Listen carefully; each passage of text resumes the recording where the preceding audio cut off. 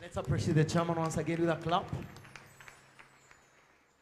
Ningetaka tuimbe tumsifu Bwana kwa nyimbo 2-3, alafu tutaweza pia kujiandaa ili tuweze kupokea neno baadaye. But for now, I want to invite our brother Marete here, Duncan. Aweze kutuongoza kwa sifa 2. So the Bible says, let everything that has breath praise the Lord. So if you're breathing this morning, kama uko na pumzi, unapaswa kumsifu Bwana katika jina la Yesu Kristo. Na tutafanya mchanganyiko ya kabila zote za Kenya, because today we are praising the Lord the African way. Hallelujah. Amen. Can you clap for Jesus? Tunapoongozwa katika jina la Yesu. Hallelujah.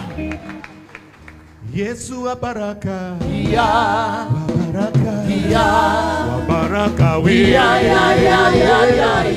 Yesu wa baraka, ya baraka, ya baraka we, Yesu wa baraka we, baraka we, baraka we, Yesu inua, inua, inua we, Yesu inua we, inua we, inua we, Yesu wa baraka we, baraka we, baraka we,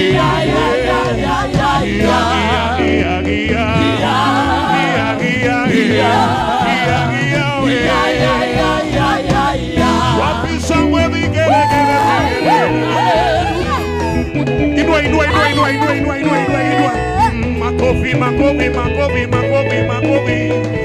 Who has the final say? Who has the final say? Who has the final say? I say, who has my final say? Has the final say. And no matter what the doctor says, has the final say. Oh, no matter what the doctor says, has the final say. Jehovah turns my life around. He makes a way. But as seems no way. Jehovah has been oh, Jehovah turns my life around. Jehovah turns my life around. He makes a way. But as seems no way. Jehovah has been quite your sin.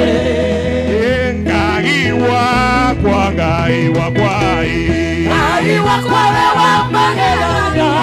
So ngai wakwa Ngai wakwa wa magegania. Ngai wakwa Jesu Ngai wakwa wa magegania. Ngai wakwa wa magegania.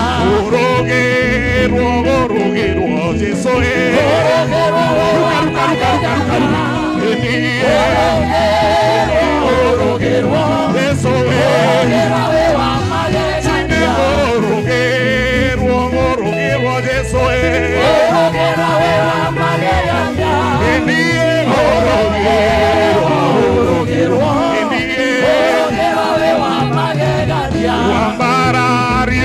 Wambarario Jesu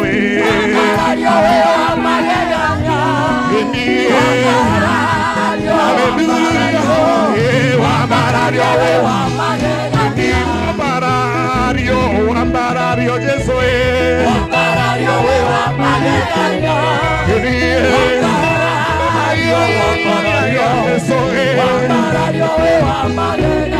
Wambarario Ngai wa Ngai ciothe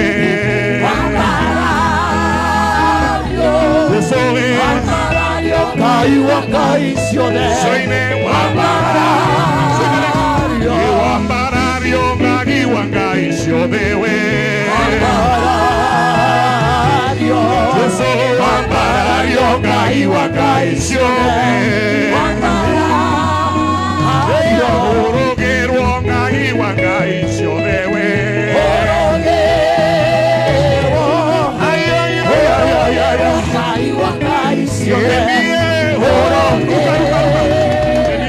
Orogerwo Ngai wa Ngai ciothe Orogerwo Ngai wa Ngai ciothe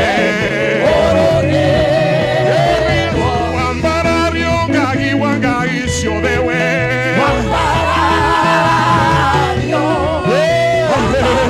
Ngai wa Ngai ciothe Wapishangwe vigelegele Inua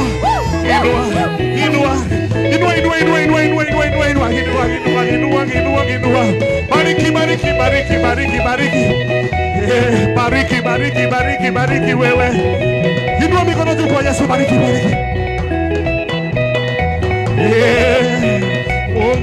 ore mwega we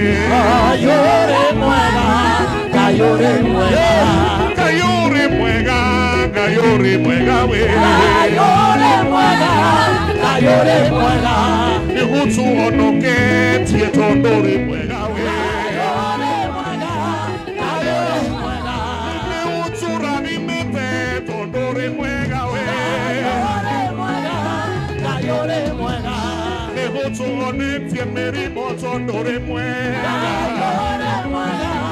Na Yesu anameremeta Baba anameremeta Sukimwinua anameremeta Sukimbariki anameremeta Sukimwinua anameremeta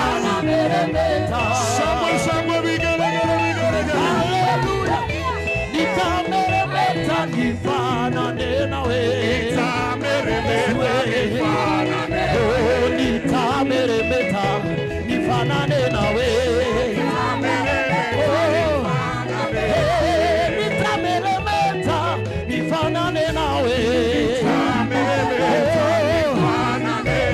Nitameremeta nifanane na Yesu Give Jesus a praise. celebrate the Lord of Lords, the King of Kings, our Messiah, our King and Savior. We give you praise, Father, and we adore you. Kila mmoja wetu akiwa amefunga macho yake na kuinua mikono juu, nataka tuimbe kijito cha utakaso katika jina la Yesu Kristo. Na tutakapokuwa tunaimba kijito cha utakaso, uende mbele za Bwana, umwambie haja ya moyo wako, uombe taifa letu la Kenya kwa dakika moja ama mbili, alafu tutaweza kwenda hiyo nafasi nyingine katika jina la Yesu. Tumheshimu Bwana kwa kufunga macho yetu na kuinulia mikono. Tumwambie kijito cha utakaso, nataka nizame ndani yako Yesu, nataka unitakase. Mwambie hiyo kama haja ya moyo wako.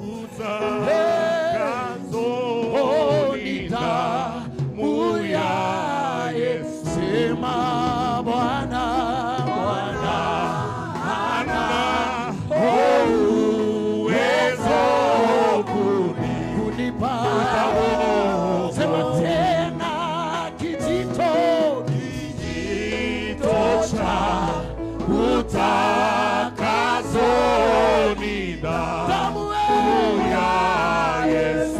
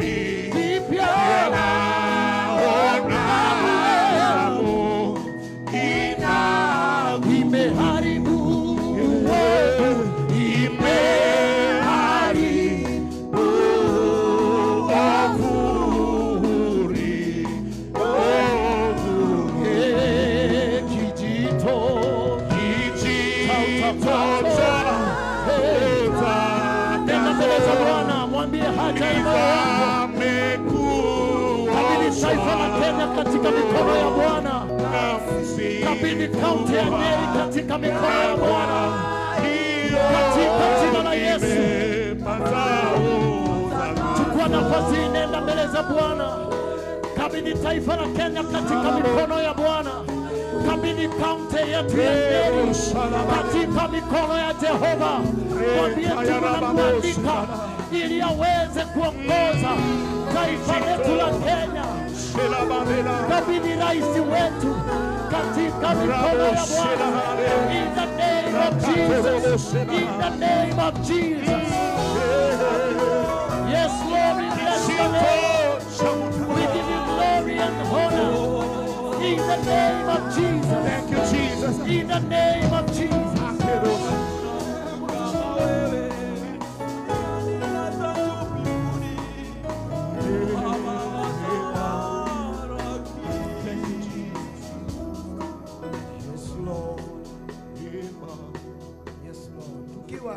Tuinue mikono zetu mbele za Bwana. Baba, ni kwa ajili ya rehema. Baba, ni kwa ajili ya upendo mkubwa ambaye umetupenda kama wanadamu.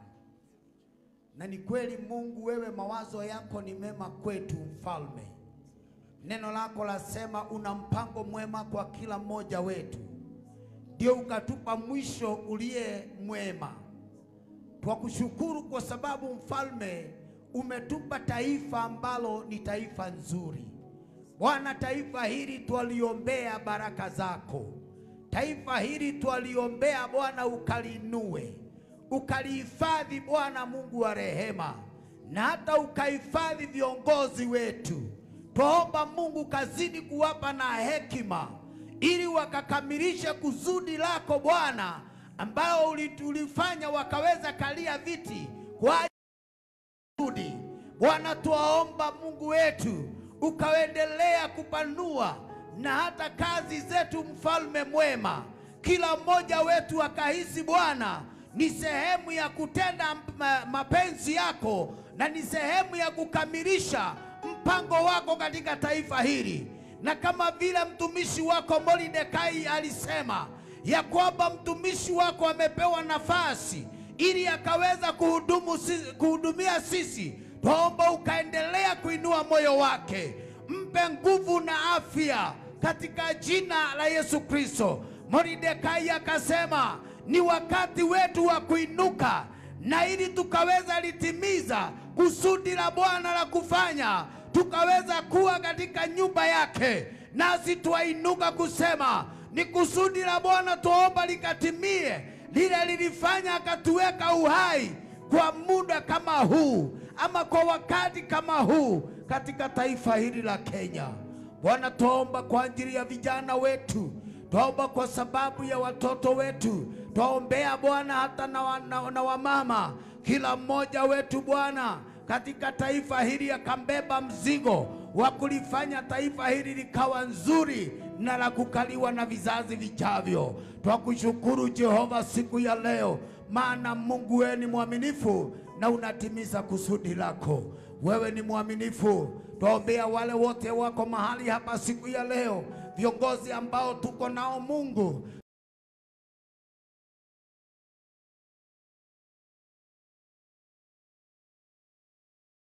ile tura unyenyekevu na raimani katika jina la Yesu Kristo, Bwana na Mwokozi wetu tunaomba. Amen. Bwana Yesu asifiwe. Amen. Amen. God bless you so much. Tunaweza kukaa chini kwa dakika kidogo, na Mungu atatubariki. Nataka pia ni wajulishe ya kwamba ibada yetu is being streamed live through different platforms. Ya kwanza ni BTL TV. This is the home of Breaking the Limits TV. So you can catch our service kupitia ibada. You can also share the service na yeyote ambaye hajaweza kuingia katika ibada. Pia ukiweza kwenda pale katika mtandao wa Breaking the Limits katika Facebook, ibada yetu inaendelea hapo. Na pia katika page ya Bishop Paul G. Wanjohi unaweza kupata ibada yetu hapo. Na pia ninajulishwa pia katika mtandao wa our CS at Kindiki, pia ibada yetu ina stream hapo. Tupigie Yesu makofi kwa sababu ya hiyo katika jina la Yesu Kristo. Hallelujah. Amen. God bless you so much. Ningetaka tuweze kupata a few people praising the Lord with songs.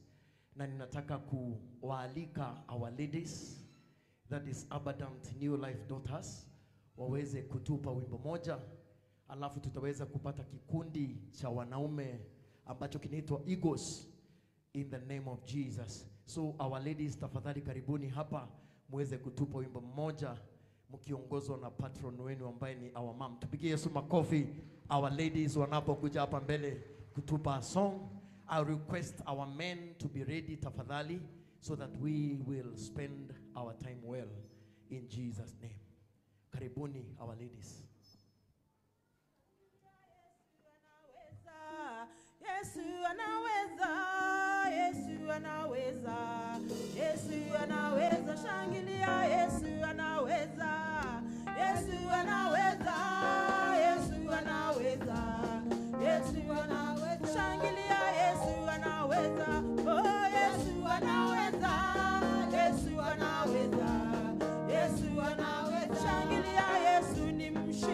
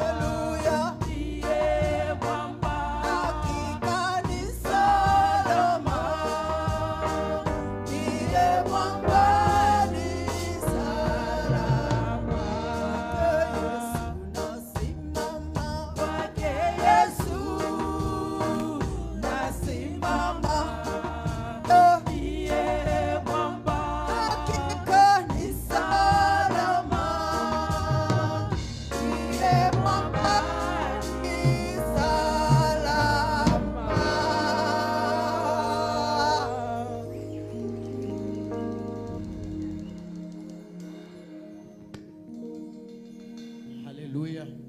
We can appreciate our ladies. We have a team. Hallelujah. Tupige makofi kabisa mpaka waweze kuketi.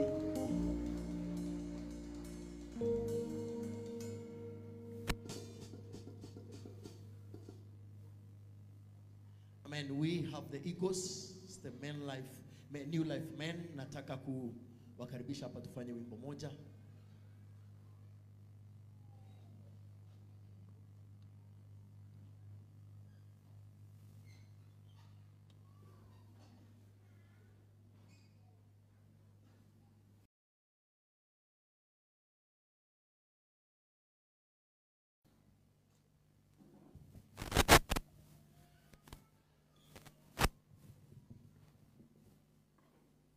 Tunaomba uwe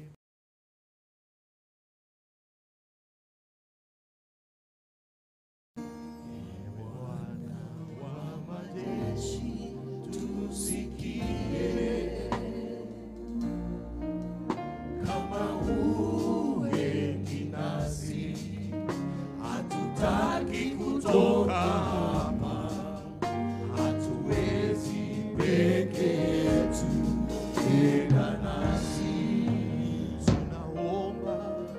Tunaomba uwepo wako uende nasi,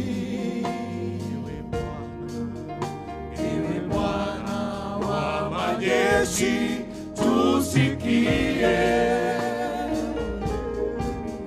kama uendi nasi, hatutaki kutoka hapa, hatuwezi peke yetu, enda nasi. Tutavua mapambo yetu, vitu vyote vya thamani kwetu, mioyo yetu twaleta mbele zako, tutakase na utembee nasi.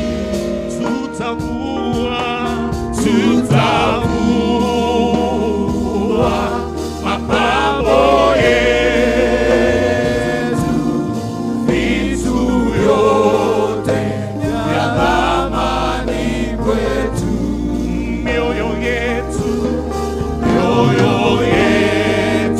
twaleta mbele zako, tutakase na utembee nasi. Tunaomba utuonyeshe njia zako, kwa maana umetuita kwa jina lako. Twaridhia, e Bwana, utukufu na uso wako, ila wewe tutashindwa, enda nasi. Tutavua mapambo yetu, vitu vyote vya thamani kwetu, mioyo yetu twaleta mbele zako, tutakase na utembee nasi. Tutakase na utembee nasi. Tupigie wanaume makofi. Hilo ndilo ombi letu kwa wanaume wa Abundant New Life Church. That's our prayer, that the Lord is going to work with us in the name of Jesus. Imefika wakati mwingine sasa wa kutoa sadaka zetu. Ningetaka wewe uandae sadaka yako ambayo unataka kuleta mbele za Bwana. Ningeomba wanakwaya waje hapa watupe wimbo mmoja tunapotoa sadaka zetu. Wale walio na fungu lao la 10, usubiri kidogo, utaleta wakati mchungaji atakuwa anaombea sadaka. So wanakwaya, tafadhali karibuni hapa, mtupe wimbo moja. Offerings basket kwa wageni wetu, offering basket itawekwa hapa mbele. So ninaomba uniuke kwa kiti chako, uje ulete sadaka yako. Ningeomba pia tuwape wageni wetu nafasi kwanza, alafu tutaweza kuingia. Wale walio na sadaka katika simu zao, we have a paybill number ambayo ni 97973529. Nitarudia tena kwa wale ambao wangetaka kutoa sadaka zao kupitia simu yao. The paybill number is 973529. Pia inaonyeshwa katika screen zetu. Alafu kwa account utaweka either ni offering ama na special offering in Thanksgiving, na utabarikiwa katika jina la Yesu. So ninakukaribisha sana kutoa sadaka zetu. Ukihitaji bahasha specially, utainua mkono mashamanzi, watakupea bahasha katika jina la Yesu Kristo. God bless you as we come to worship the Lord with our giving in the name of Jesus. Thank you, Jesus. Yes.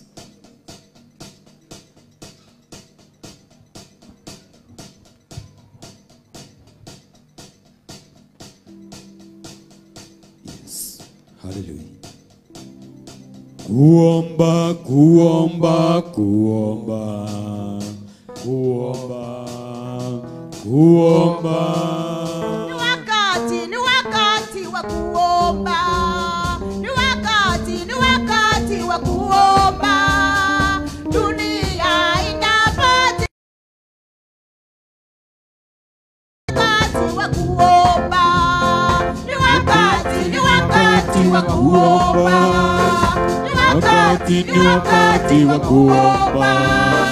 Dunia inapotingizwa, ni kanisa wa kuomba.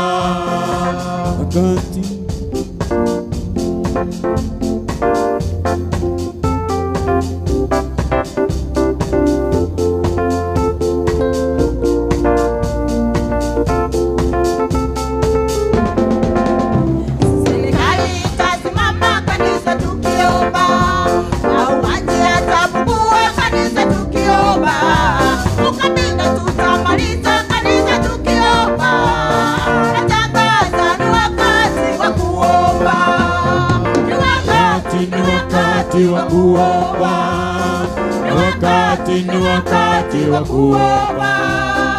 Dunia inapotingizwa, ni wakati kanisa wa kuomba. Ni wakati wa kuomba. Ni wakati wa kuomba. Dunia inapotingizwa, ni wakati kanisa wa kuomba.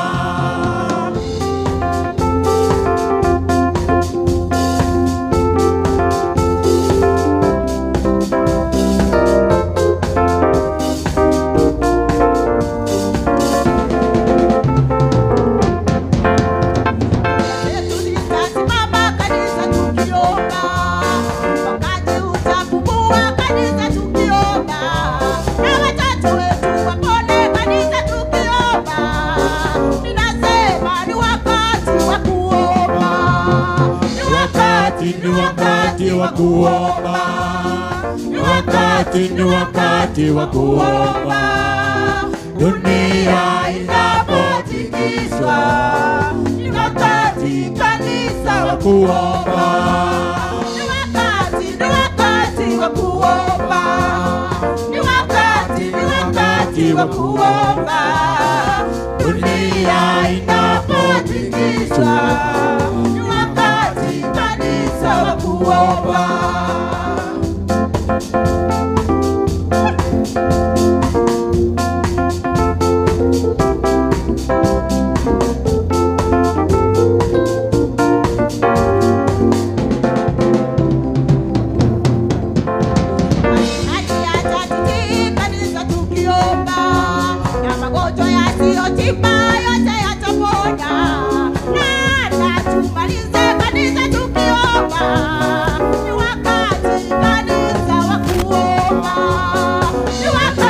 Ni wakati wa kuomba.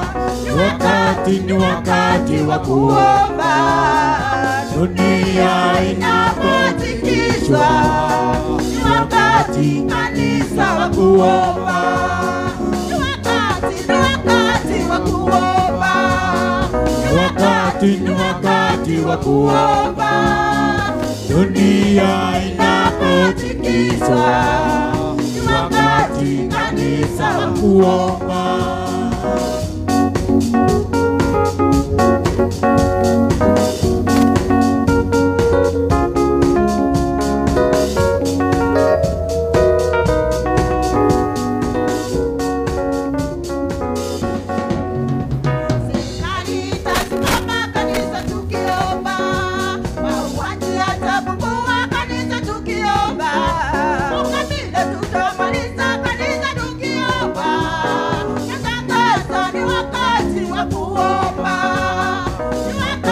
Ni wakati wa kuomba, ni wakati wa kuomba, dunia inapotikiswa. Ni wakati kanisa wa kuomba, ni wakati wa kuomba, ni wakati wa kuomba, dunia inapotikiswa. Kanisa wa kuomba. Amen. Amen. Hallelujah. Ningependa hili tukaweze kusimama wakati tunapo kabidhi haya matoleo mbele za Bwana.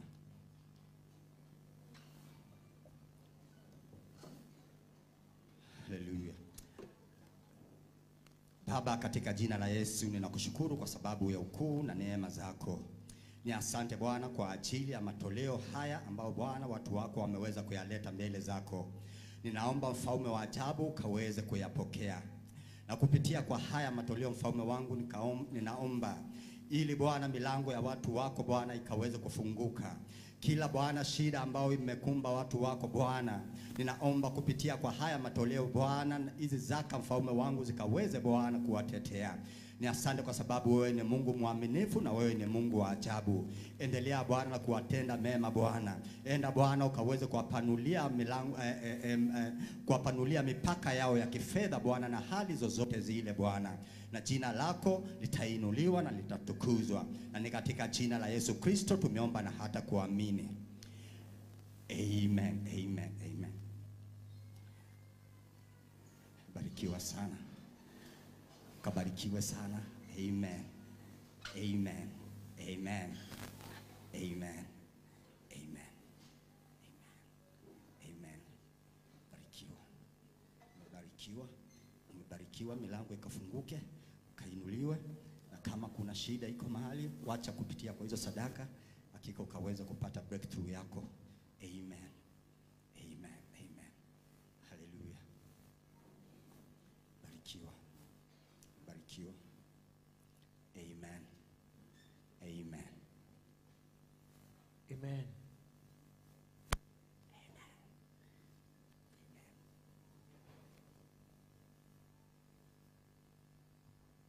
God bless you so much. Ningetaka sisi sote tusimame kwa miguu yetu. Tutaimba wimbo ambao unasema ni tabibu wa karibu, ili tuweze kumkaribisha askofu wetu aweze kuendelea na ratiba katika jina la Yesu Kristo. Naomba waimbaji tafadhali mjiunge nami hapa mbele tunapoimba huo wimbo wa ni tabibu wa karibu, tunapoandaa mioyo yetu kusikia neno la Bwana siku ya leo katika jina la Yesu Kristo. Hallelujah.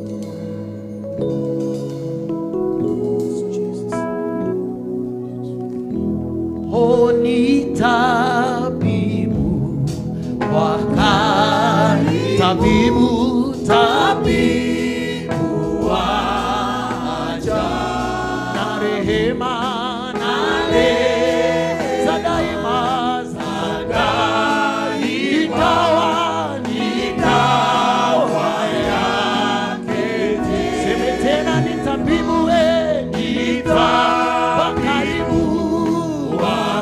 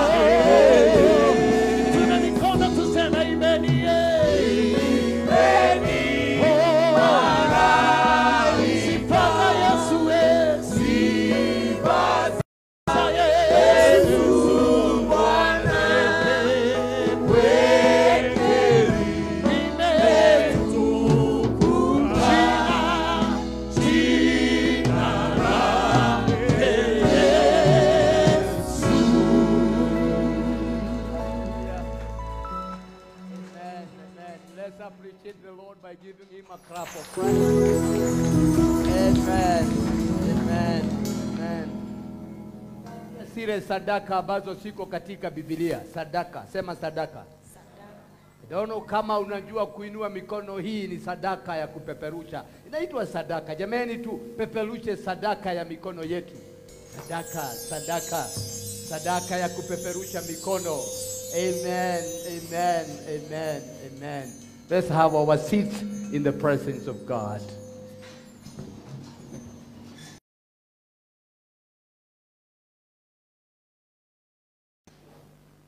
Nachukua nafasi hii kuwakaribisha nyote ambaye muko katika kwa hii ibada ya Jumapili. Mungu Mwenyezi kwa kutupatia nguvu na uwezo wa kuwa hai. Ya pili, nataka nimshukuru, washukuru wageni wetu wakiongoza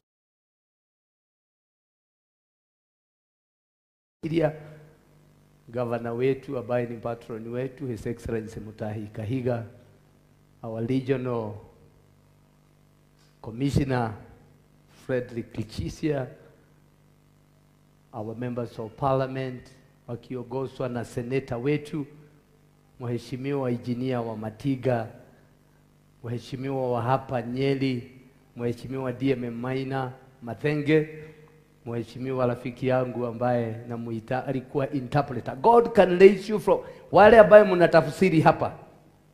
Let me tell you, never despise that. No wonder even our governor was an interpreter.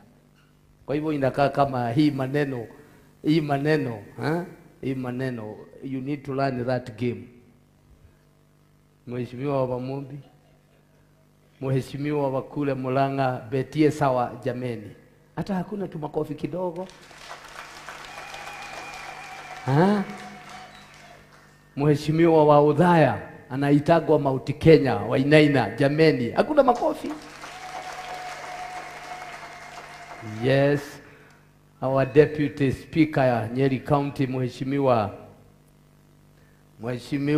Kalish na die MCA wa hapa, MCA wa Gesi Jede, Mungu awabariki sana. Our county commissioner Bwana Pius Mologo, my good friends, Mheshimiwa Sabina, party leader. Jameni, tumpatie makofi mazuri. Na washukuru sana nyote ambaye muko kwa hii ibada hii ambayo tunafanya ilikuwa inahitajika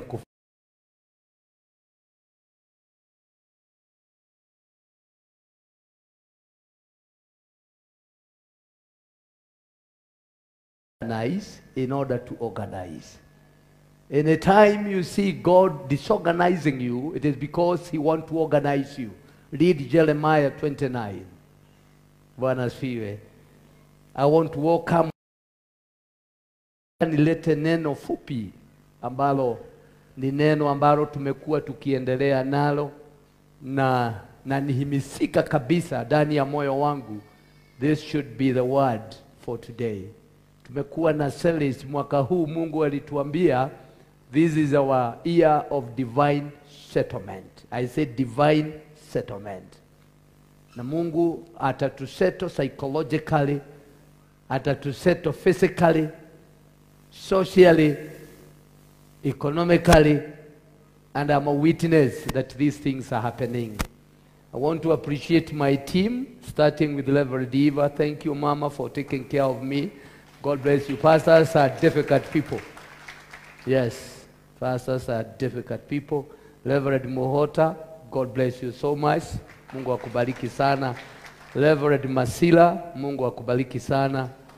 Pastor Ann, Mungu akubariki. Meleti Bae, Pastor Jane, Derito from Kirinyaga na mke wako, Mungu awabariki sana. Our leaders, chairman, simameni tu jameni, we may not get another chance. Simameni tu. Yes, this is the team that we work with, Safana, Mr. Kenywa, our chairman, Mr. Maina Kamaga, Engineer Robert, Malete, inakaa kama hapa, Malete na naona vile CS anaangalia hapa. Hata nyuma yako uko na Meleti mwingine hapo nyuma, huyo msichana mtoto, huyo. Aya, then tuko na all the way from Busia, my brother Jacob Oriende. God bless you so much. Then our sister here, Mama Yuameli Lukwalo Luoro. God bless you. Na wengine ambaye tunafanya kazi pamoja na wao, kwa sababu ya wakati mniruhusu nilete neno fupi ili turuhusu hawa wakubwa watusalimie na tuwaruhusu waende wakajipage kwa sababu ya kazi ya kesho. Are we in agreement? Thank you. Let's turn to our Bibles in the book of Titus, chapter number 1, verse 10. Kuna kikundi ambacho kinaibaga hapa cha wamama wazee. Nikimaliza kuhubiri mtaiba wimbo moja. Just nyinyi ni wazazi wetu, hatutaki kukasirisha nyinyi, mlikuwa mmejiandaa. Amen. Titus 1 verse 10, 11 and 12.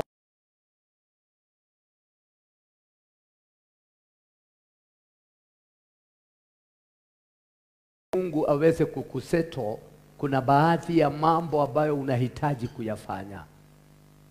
Baadhi ya mambo ambayo unahitaji kushughulikia, kuna mambo ambayo Mungu atakufanyia na kuna ili tusikie.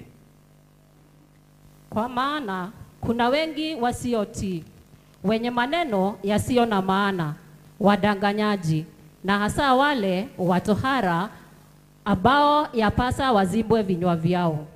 Hao wanapindua watu wa nyumba nzima, wakiwafundisha yasiyopasa kwa ajili ya mapato ya aibu. Mtu wa kwao, nabii wao wenyewe, asema, Wakreta ni waongo siku zote, hayawani wabaya, walavi wavivu. Romans 3:13.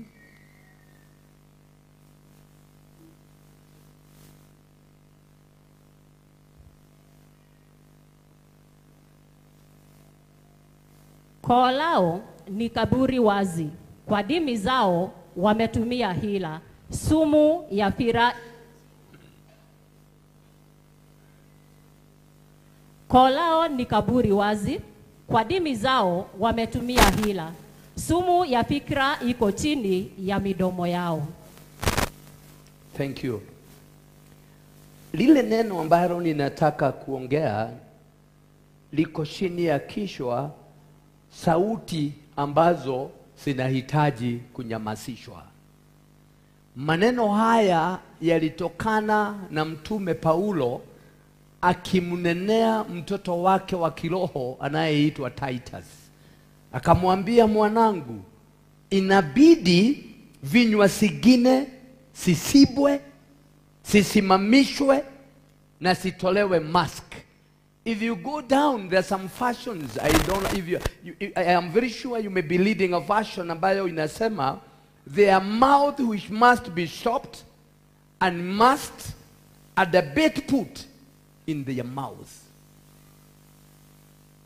And the person who is talking about these things is none other than Apostle Paul. Anaambia mtoto wake wa kiroho, Titus, unapoendelea na Injili, uelewe ya kwamba sauti yoyote ile inayonena, sauti iko na uwezo wa kujimanifest, iko na uwezo wa kuunda kitu. Maana hata dunia yote iliumbwa na maneno ya kinywa cha Jehova.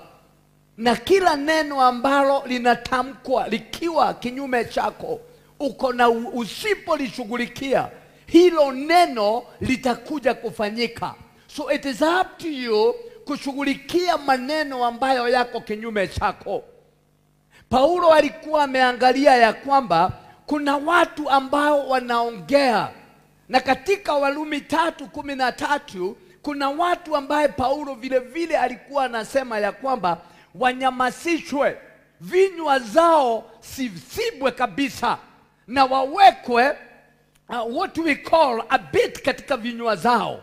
Bit ni borot mrefu ambayo inawekwa, alafu baada ya kufungwa inakuwa locked tena ya kwamba haiwezi kujifungua. Mimi siku ya leo nataka niwaombee, nikiwa nimesimama hapa, ya kwamba kila sauti ambayo imekuwa ikinena kinyume na hatima yako, kila sauti ambayo imekuwa ikinena kinyume na mapenzi ya Bwana juu yako, naomba ikanyamasishwe katika jina la Yesu Kristo.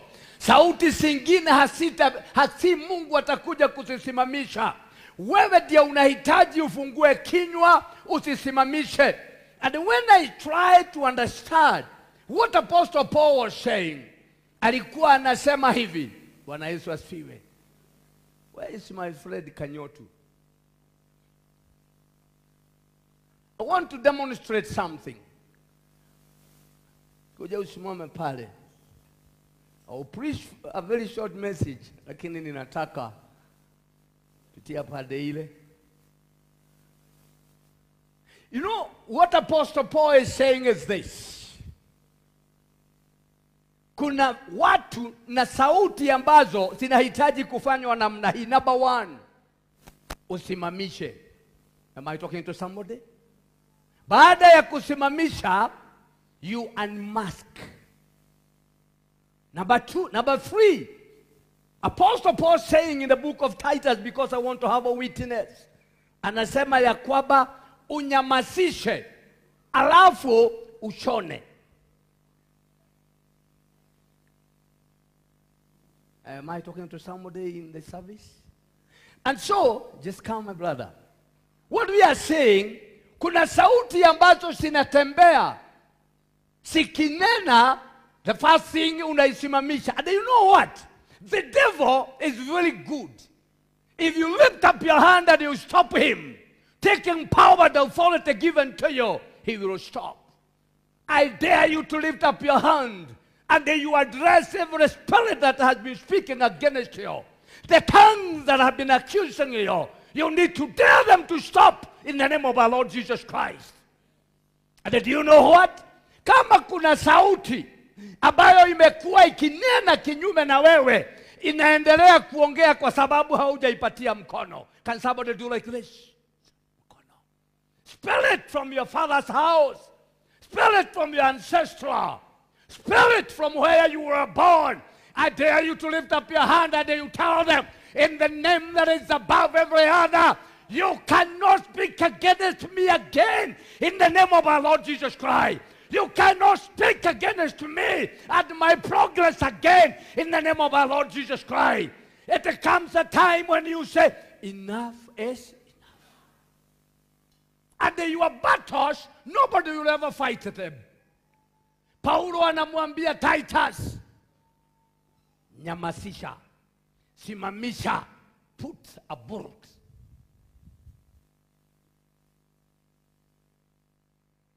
So kuna watu unaona hii sauti inatembeaga namna hii. Ukiona unahitaji kuisimamisha. The second thing that you need to do because it becomes helpless, you need to unmask it. Ujue unapambana na nini. Wengine tumekuwa tukipambana na vitu ambaye hatuelewi. Today in the name of our Lord Jesus Christ, naomba Bwana akufungue macho ya kiroho na uweze kuona mapema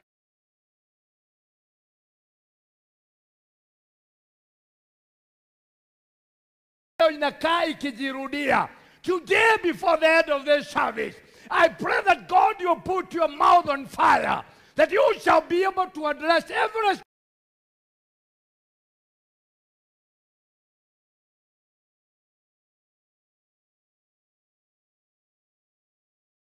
keep disturbing us. They look like this.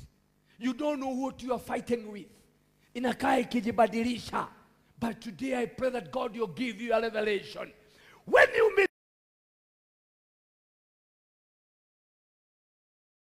you need to unmask it. In the name of Jesus, unmask it in the name of our Lord Jesus Christ. Put the mask down. You need to get a bolt. Shona mudomo, usishone na sidano, inaweza ikakatika. Weka bolt, put a hook. Silence it. What does the book of Isaiah say? And every tongue that accuses you, we shall refute in the name of our Lord Jesus Christ. Nobody will do that on your behalf. Your accusers are not my accusers. Your challenges are not my challenges. If somebody is in the house, say amen. I pray in Jesus' name.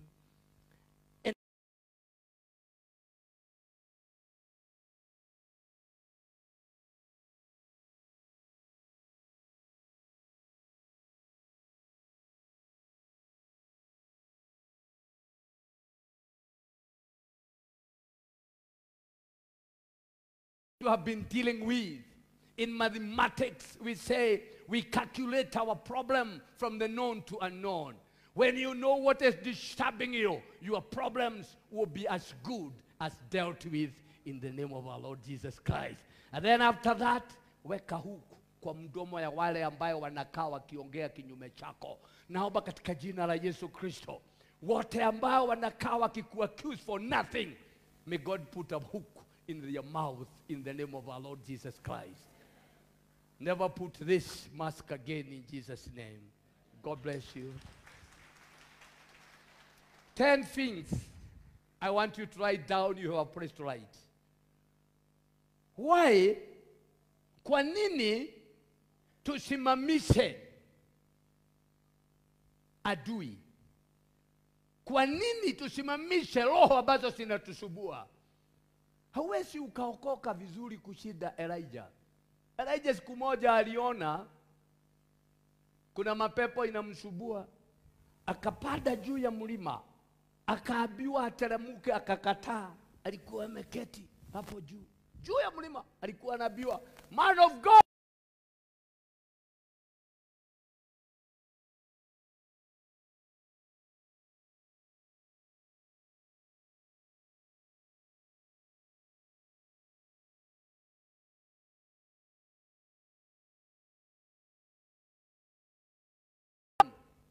akakubali kuteremka chini. Wakamwambia, tuonee huruma tusikufe. Mimi naomba hata mapepo ambayo itakuwa inatumwa ikusubue, iwe inakutumwa. The kind of a person that you are. Kule daimono ingeita redhoni, they just harass you, right, left. I pray that God will anoint you. Hata mapepo ikitumwa kwako,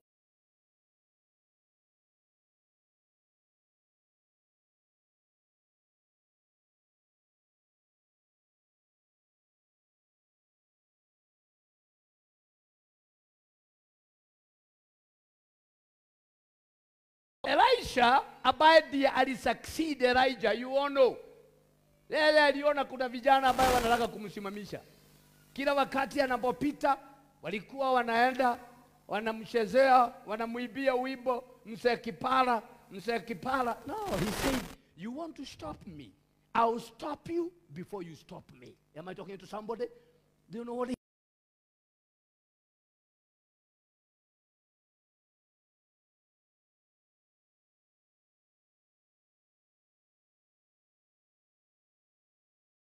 Bwana Yesu asiwe. Yeye aliita duba because he realized these boys want to stop me. And so what did he do?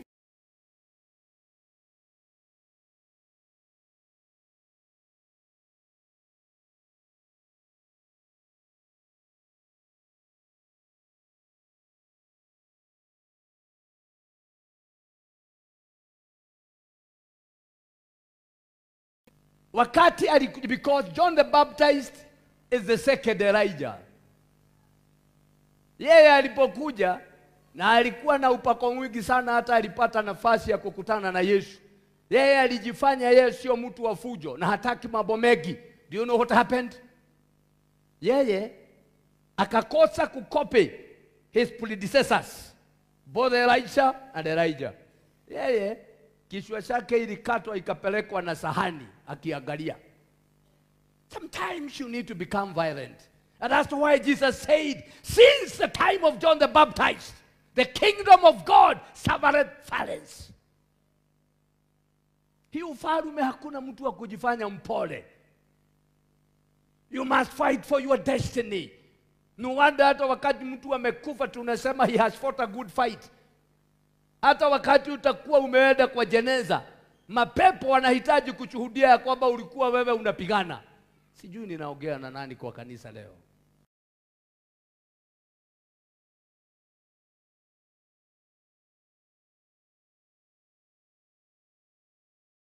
Should you unmask the devil?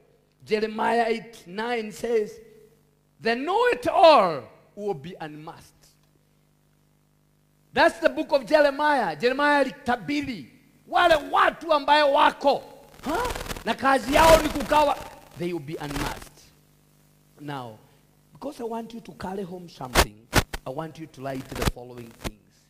Why we should stop the enemy, why we should unmask him, why we should mute the enemy, and why we should put a bit in his mouth. Number one, they are vain talkers, careless talkers, and idle talkers.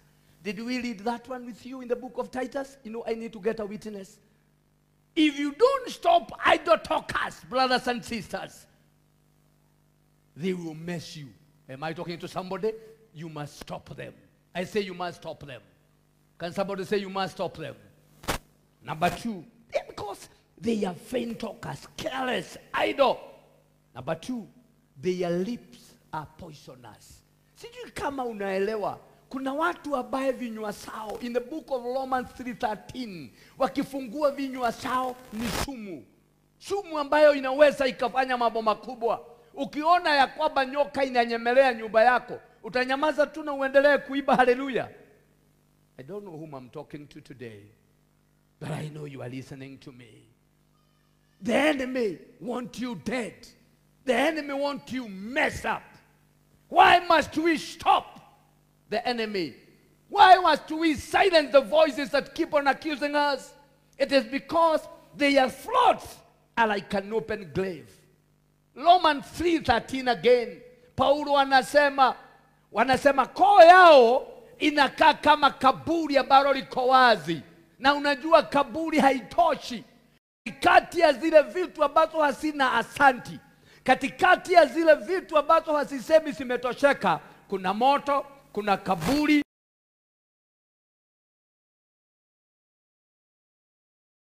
Ujue kuna kaburi ambao watu ambao koo yao inakaa kama kaburi ambayo iko wazi, ambayo wanatamani kabisa, yes, kuigiza watu. Number 3 and 4 are very important. Their eyes are full of jealousy and selfishness. How many agree with me that there are people who are jealousy of what?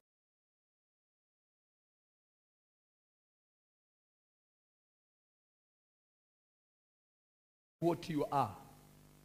When they see you are their problem. My neighbor DMM. When there's some people who believe, wakikuona tu hata mtu akuli siku kama mbili.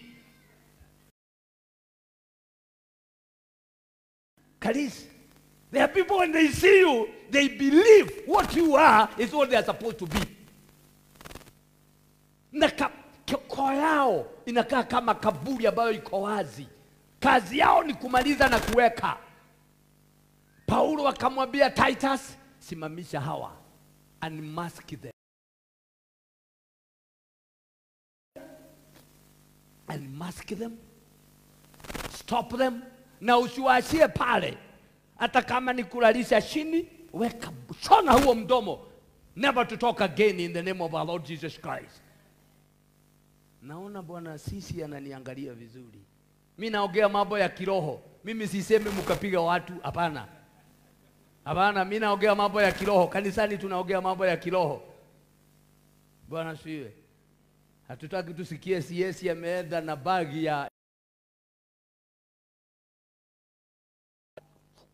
no. Tunaongea mambo ya kiroho. Number 4 and very important, their mouth are full of oppression.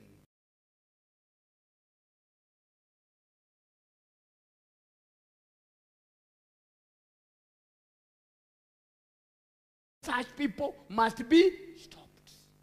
Those voices must be stopped.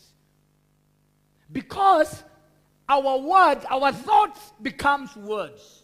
And then our words becomes. God has called us in this last days.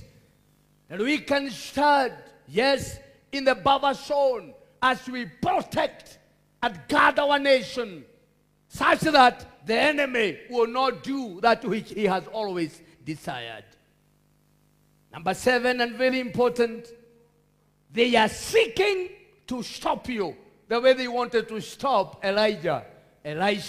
Finally, they managed to stop John the Baptist, who was the second Elijah. Why are they doing this? According to my Bible, they want to embarrass you. They want to ashame you. Let me give you this scripture to you. 2 Samuel chapter 10, verse 4. When I read this part of the scriptures, saa zingine ninaona nicheke, alafu ninaona ya kwamba hapa hakuna mambo ya kucheka. If you don't stop your enemy, he want to ashame you. Siku moja, Daudi alituma ujumbe uende ukaone mfalme ambaye alikuwa anaitwa Hanani. This is what happened. Alipotuma watu, hao watu walienda pale, kitu cha kwanza wakasigiziwa na wakasemakana ya kwamba wao ni watu wabaya. Wakashikwa, wakanyolewa upande mmoja. If you are a gentleman, you know what that means. Unyolewe upande mmoja, nywele inaachwa namna hiyo deliberately. Na Wayahudi nywele zao zilikuwa ni mrefu, na nyolewa unakaa nusu. You know what happens ukienda kwa kinyozi, alafu kwa bahati mbaya stima inapotea, mwanaume anakaa huko hata mtu hataki kutoka kama alikuwa amenyolewa nusu. Watu walinyolewa, wakanyolewa nusu pande moja, devu. Alafu, do you know what happened? Wakaambiwa, angalieni pande ile. In their buttocks, nguo zikakatwa vizuri. If you are in the church, nifanye namna hii. Biblia Kiswahili ina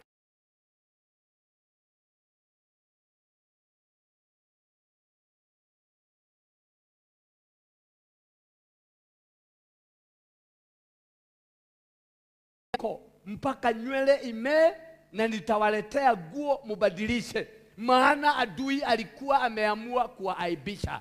I want to be honest with you. Every morning adui anapoamka anapaga kukuaibisha, anapaga kukusimamisha, anapaga kuharibu doa yako na jamii yako. Yeye anapaga wewe umalize kwa aibu. That is why you must be up in arms. Ukisema ya kwamba every voice, every spirit that is coming from abyss, ikitaka kunisimamisha, haitanipata, bali itasimama katika jina la Yesu Kristo. Ninawaombea nyote ambaye mumekusanyika katika nyumba hii. spirit from your father's house ambayo inazuia watu wasipite laini fulani, I declare in the name of our Lord Jesus Christ, utapita hiyo laini ambayo watu wenu hawapitagi katika jina la Yesu Kristo. Utafikia kiwango ambacho watu wa kwenu hawapiti katika jina la Yesu Kristo. Na ninashikana na wewe kusimamisha yeyote ambaye ametumwa na shetani kusimamisha wewe. I declare on your behalf, you are unstoppable in the name of our Lord Jesus Christ. I say you are unstoppable. And every spirit ambayo inakaa ikitaka kusimamisha wewe, ambaye koo yake inakaa kama kaburi, lazima isimame in the name of our Lord Jesus Christ of Nazareth, in the name of our Lord Jesus Christ. These spirits target the whole family. Roho hizi zingine, they target the entire nation. But today I stand here as a prophet of the living God, and I declare, every spirit that had an intention of stopping Kenya, it will not manage in the name of our Lord Jesus Christ. Every spirit that had an intention of stopping you as an individual, it will not succeed in the name of our Lord Jesus Christ. I declare today as a prophet of the living God, your destiny will be uninterrupted in the name of our Lord Jesus Christ.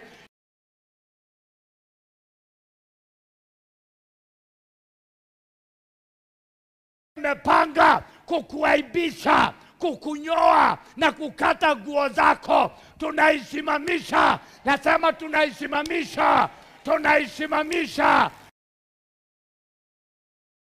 Lord Jesus Christ, if you are with me and you believe God is ministering to you, just lift up your hand and you say, every spirit that has been sent to stop me, I speak to you.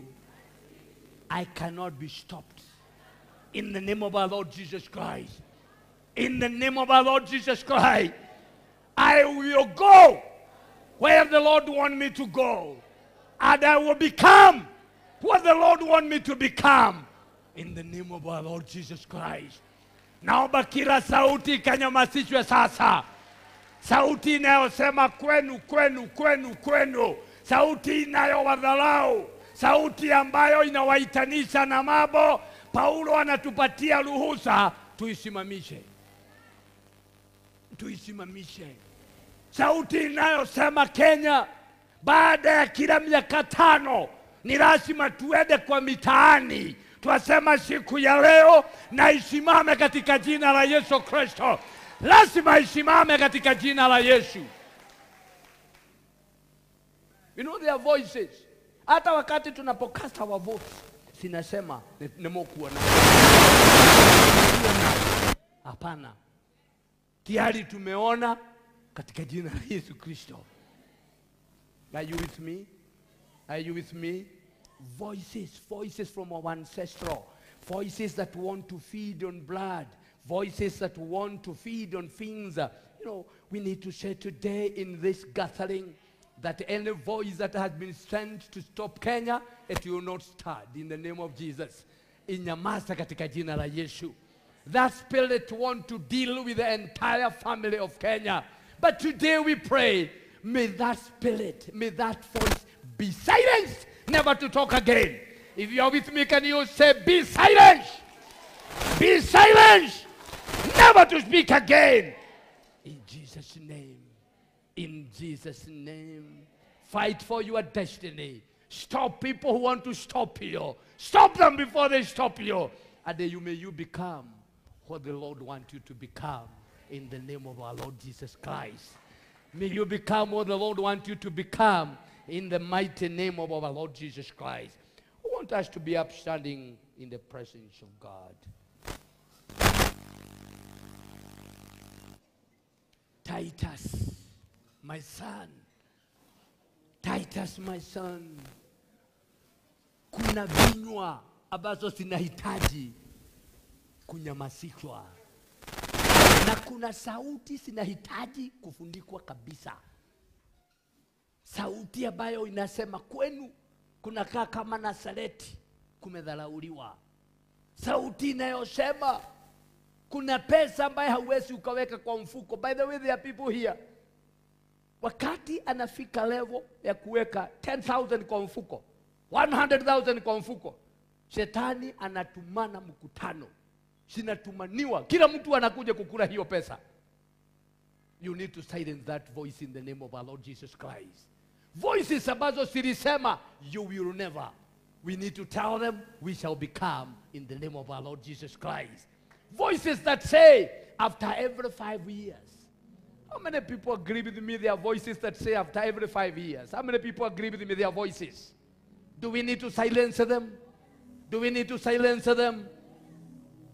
After every 5 years, after a cycle of 10 years of issues, we need to declare from this altar, every voice that is speaking against Kenya, every voice that is speaking against our county, every voice that is speaking against your marriage, it is stand silenced in the name of our Lord Jesus Christ.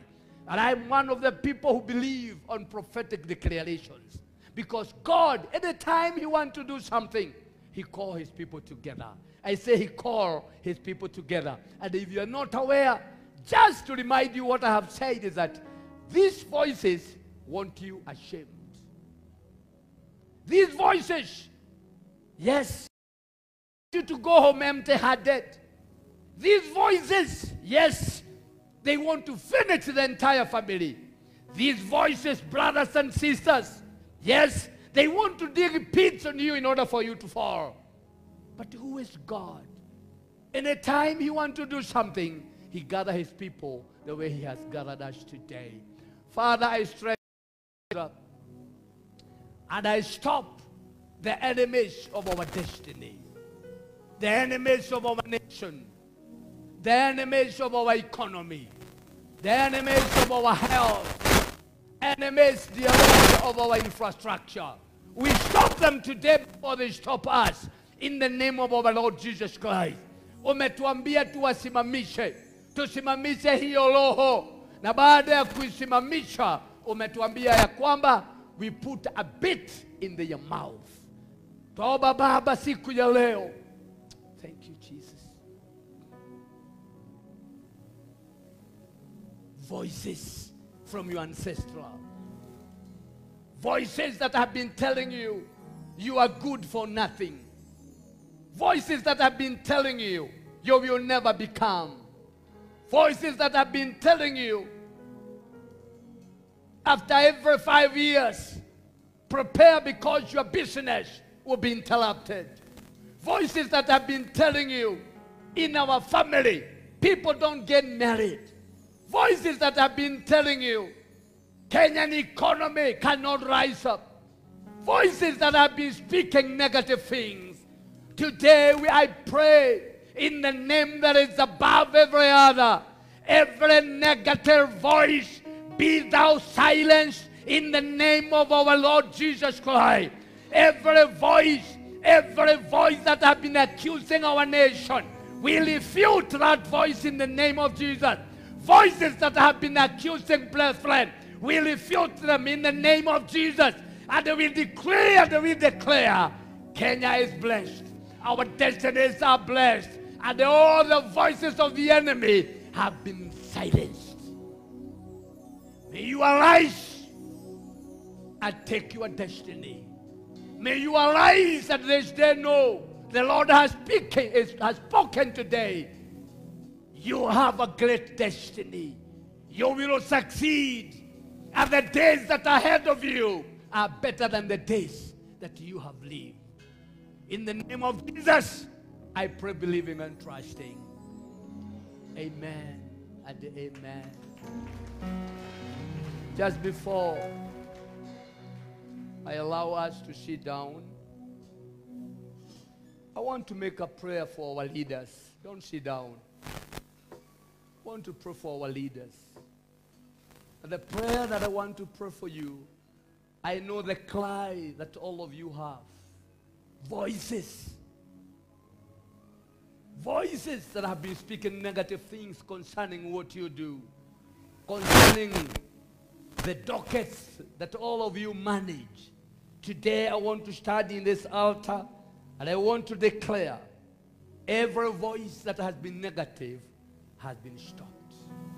I say it is stopped in the name of Jesus Christ. Kama unataka kwenda kufungua biashara, enda ufungue.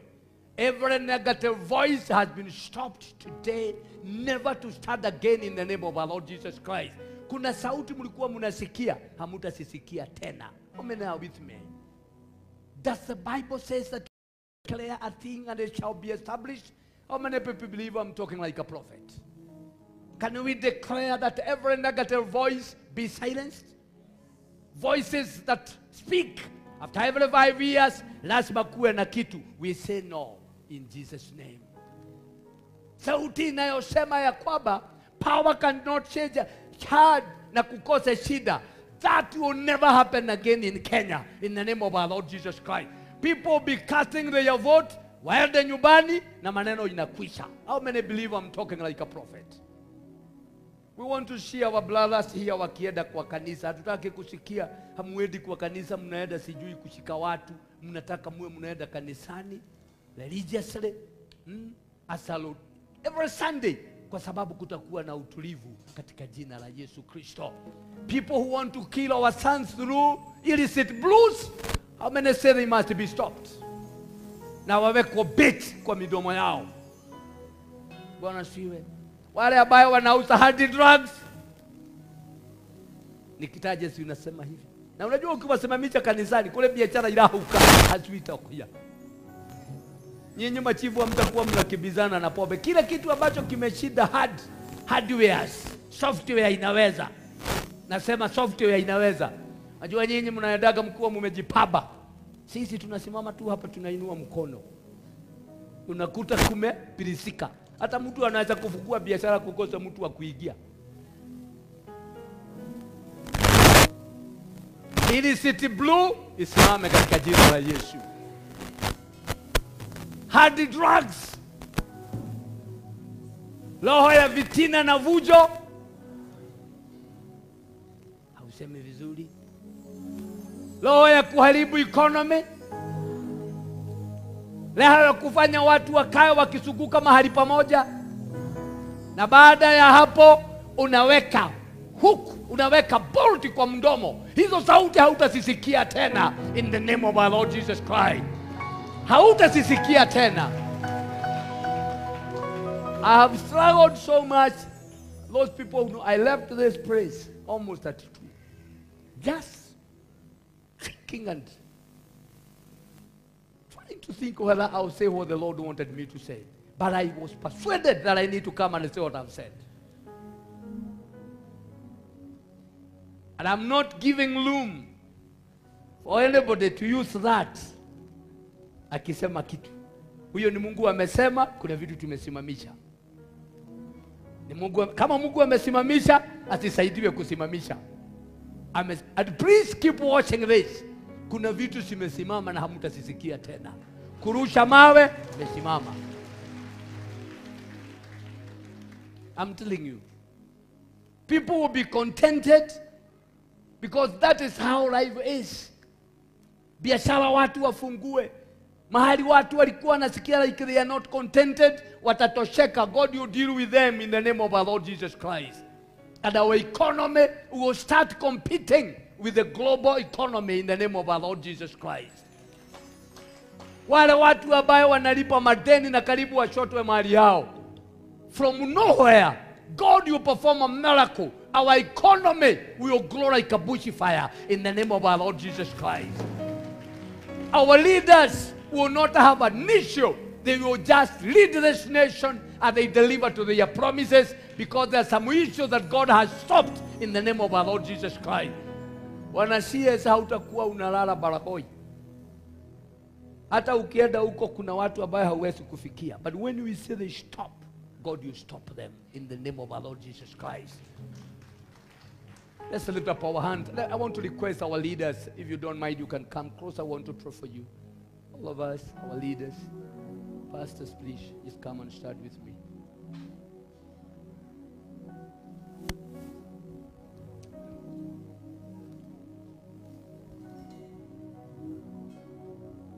Mheshimiwa, you can come this other side.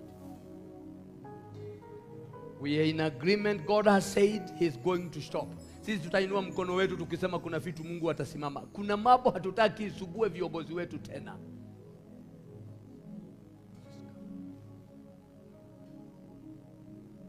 Bwana Regional Commissioner and the CC, please. We stretch our hands like this to say, Shimame. Our precious Father, in the name of Jesus, you have spoken today clearly from the book of Titus that there are voices and mouths that need to be shut and voices that need to be silenced. Behold our leaders who are kneeling down in this altar that is called in your name. They have one prayer. May what has been declared today become true to the letter. We don't want to hear twisting, antagonism in this nation again. Those voices that are seeking to antagonize this nation, may they be silenced in the name of our Lord Jesus Christ. May they be from local or from international. May you silence Jesus. What the heart grenade, what a bazooka, what prophetic word is able to deal with it. We're in agreement today. You have stopped the spirit of unrest, the spirit that keeps on rising up after every 5 years, the spirit that brings down our economy. You have spoken today. You have stopped that spirit once and for all. In the name of Jesus, I pray for your servant, C.S. Kindiki, who is kneeling down here, the man who is in charge of the security of this nation. Would you grace him? Would you grace him, oh God, I pray. Would you grace him? I pray that docket which has so much to deliver, may you give him more grace. And we declare he is not like any CS who has ever occupied that docket. This is a different CS. He will never exit his service with shame or prematurely. He will serve his whole term. And during his stay now, oh God Almighty, Kenya will experience sanity from within and without. In the mighty name of our Lord Jesus Christ. Members of the disciplined forces will be happy. Wananchi in this nation will enjoy safety, because it is not by might, neither by power, but by your Holy Spirit, oh God. In the name of our Lord Jesus, I agree with him today that you are going to grace him. You are going to grace him together with the leadership that is here. In the name of Jesus, we are looking forward that God will remember you because of your humility and all who serves under you. In the name of our governor, bless him. A man who comes here many times to kneel down. Again, I pray you never exit his service prematurely or with shame. In the name of Jesus, at the level that these leaders are occupying, I declare this is the lowest level that you can ever be. In the mighty name of our Lord Jesus, may this be the lowest level that you can ever be. In the mighty name of our Lord Jesus, I declare a blessing upon you, a blessing that cannot be stolen by the enemy. In the name of Jesus, may God stop all your enemies. May God fight all your battles. May God establish you. May God favor you. May God favor you. May God favor you. And shame will never, never be your portion. I bless you.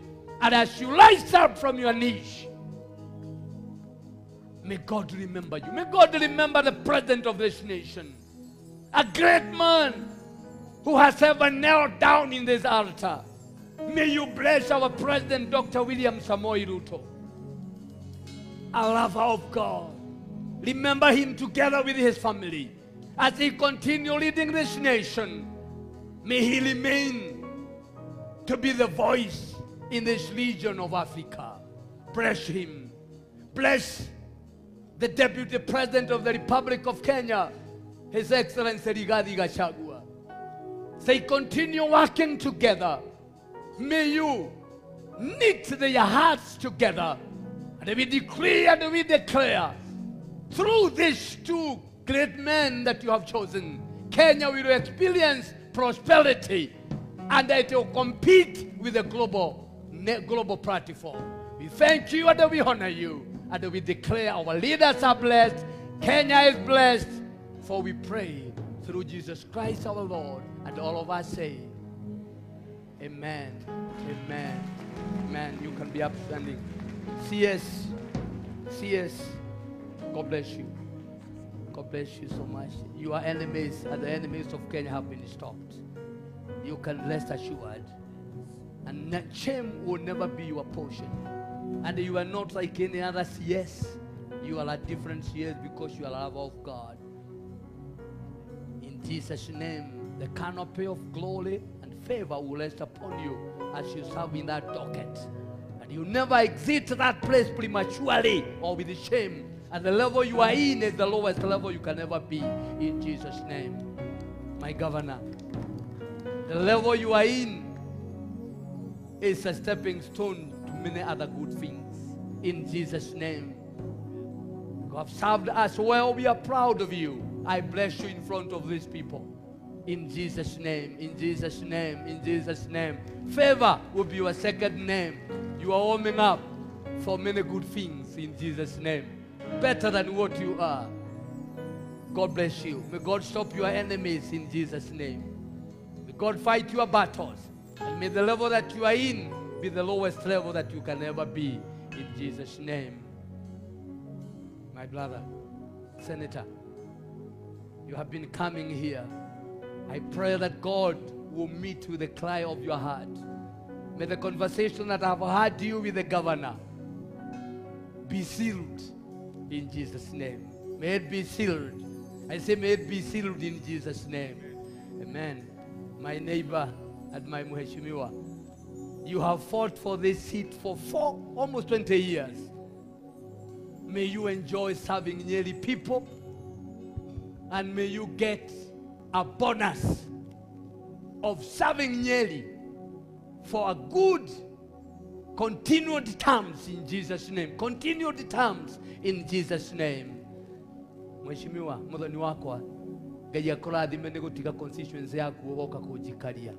I pray that God will favor you, in Jesus' name. As you continue delivering services to thy people, shame will never become your portion, in Jesus' name.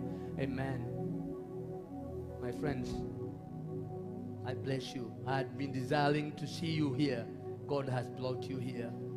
May what you have already begun be confirmed in heaven. And may the days ahead of you be better than the days that you have lived. May favor be multiplied. You are lovers of God. I pray that the canopy of glory will be your portion. And may you never, never be put to shame. And may the levels that you are in be the lowest level that you can ever be, in the name of our Lord. The lowest level you can ever be, may this be those levels. I bless you.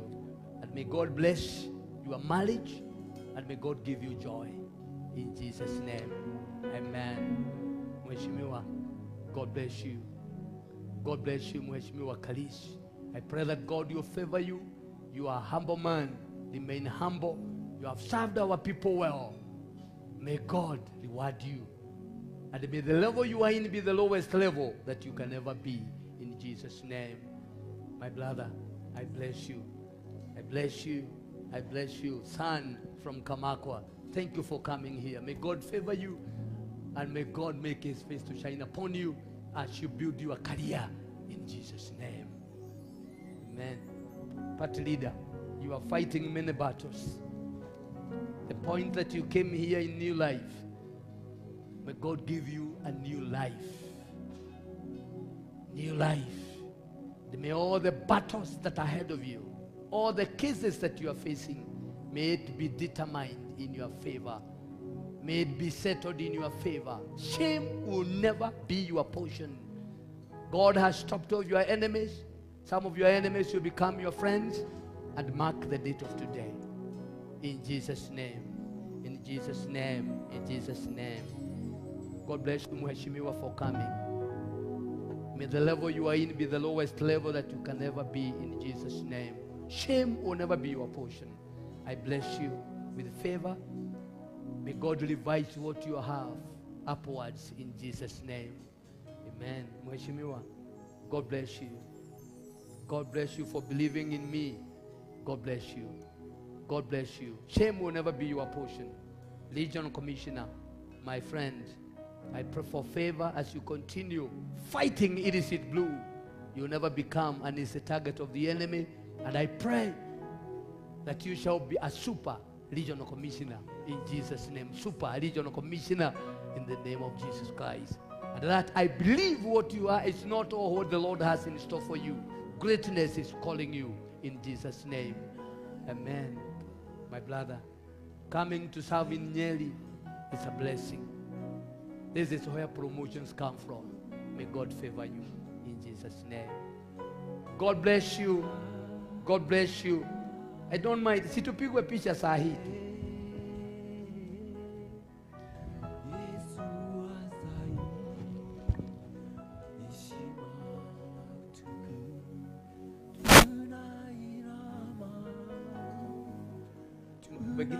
Okay. You are free. Wengine tupande juu hapa nyuma.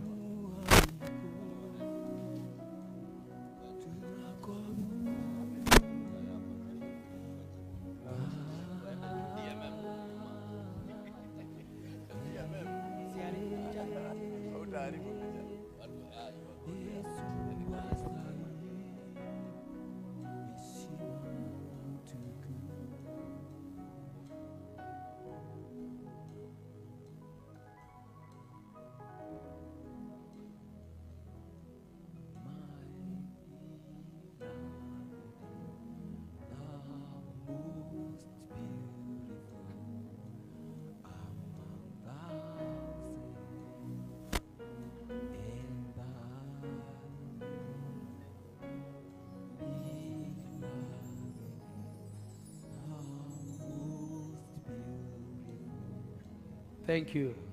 Amen. Thank you for listening to me. How many believe their enemies have been stopped? How many believe the voices that were accusing them have been silenced? Never to speak again in Jesus' name. Wale walikuwa wanasema utakaa huko, utapata watoto huko, uwasomeshe, upate machaba, na uwe unaenda hata harambee za makanisa huko. Huko hautoki katika jina la Yesu. Amen. We want to go into the next part of our program, and just before I finish my session, I had promised Bwana CS, there are our mothers here, just 2 stanzas, please. Ama mumetosheka? Mothers who, Naomi, where are you? You are not ready. Naona masaa imesoga kabisa. Wewe ni Naomi? Wewe uko na miaka hiyo mingi? Wale wa mama wazee wanajiita Naomi. Hatutaki mtu kasirikie. Just do have stanza.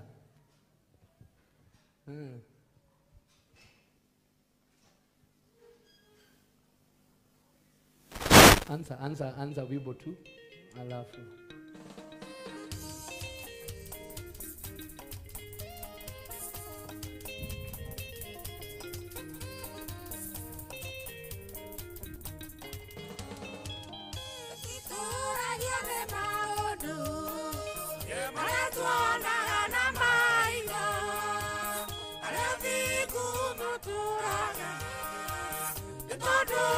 Etîkia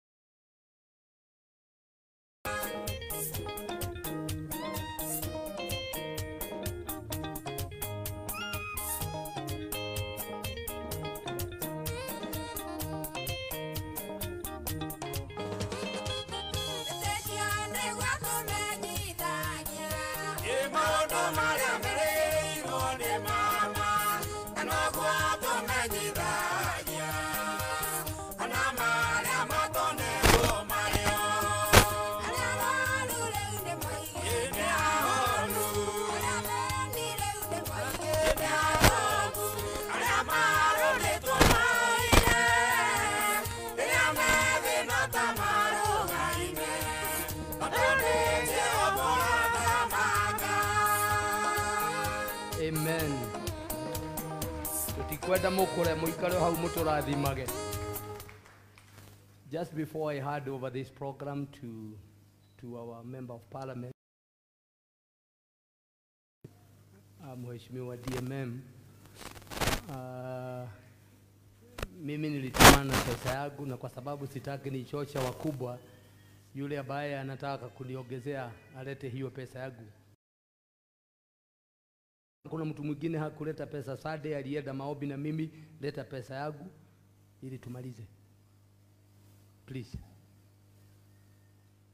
Please, please, lete.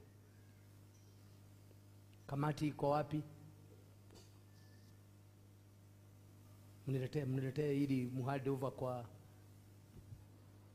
vile kunaenda.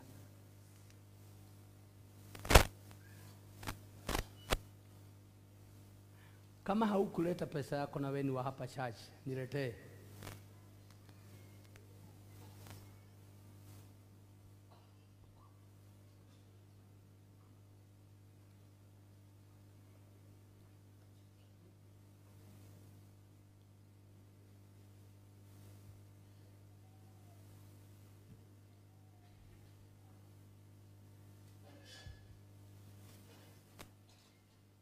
Malete ya wio tuko sawa?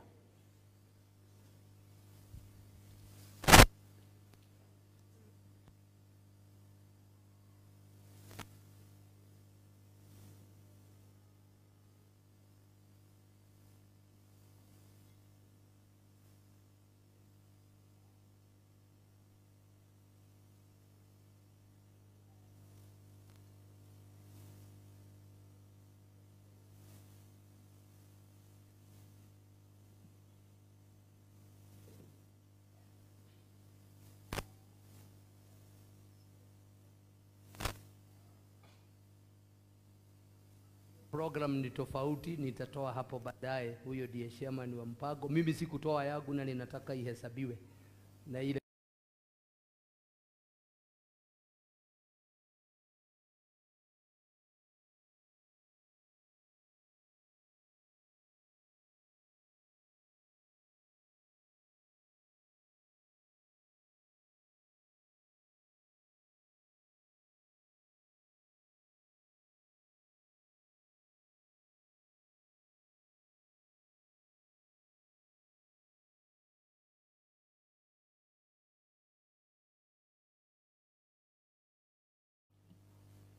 wa hapa Nyeri ili aweze kutunenea. Maybe somebody can bring a podium here. Naona bring the best podium here.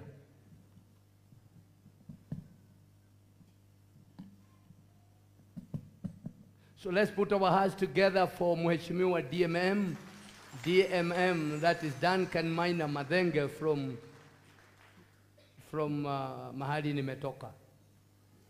Ni vizuri kujulikana hivyo. Karibu Mheshimiwa.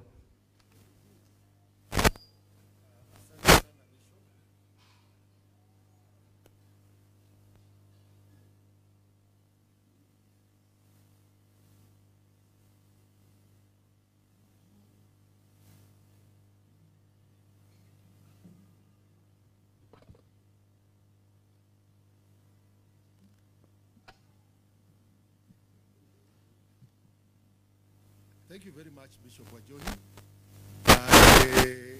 Christians of Abundant New Life, Bwana asifiwe.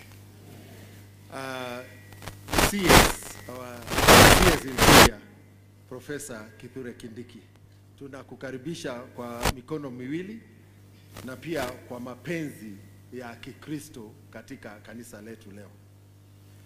Kabla sijazungumza, kwa heshima niruhusu tumwalike the area MCA Mheshimiwa Karis akuje atusalimie kwa kifupi na pia atujulishe ma MCA wenzake wenye wameandamana na yeye.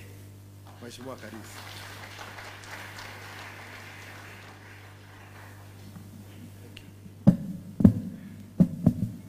Asante. Bishop na kanisa, CS wetu, Gavana wa Nyeri, RC, viongozi wenzangu na Wakristo, Bwana Yesu asifiwe. Bwana Yesu asifiwe. Mimi naitwa Karis wa eneo hili na pia ni naibu wa speaker wa County Assembly ya Nyeri, na niko na ndugu wangu wawili hapa. Mheshimiwa Jede, tafadhali karibu. Mheshimiwa Taiti, and we have our two brothers from Tharaka Nithi. Unajua sisi watu wa mlima ni watu moja, na hata watu husema mlima inaenda chini, tunazungumuza, alafu asubuhi inarudi, alafu tunapiga kura. So karibuni. Nataka niwapatie nafasi, Bishop, kwa heshima yako, kila mtu ajiseme jina, na kwa sababu huu si muhula wa kuomba kura, sidhani watakuwa na maneno mingi. Tena hata hapa hakuna wapiga kura yao CS, so watasema tu majina alafu tuendelee. Karibuni, karibu mheshimiwa. Our CS, Excellency the Governor, Senator, all protocols observed. I'm Zipola Wageshi Jede, MCA from where you came, Marua. That's my ward up to Scooter. Welcome to this area, and we are happy to be with you today. God bless you. Bwana asifiwe. Bwana asifiwe. Our CS, His Excellency the Governor, Senator, in all protocols observed. Majina ni Honorable Kamau Taiti.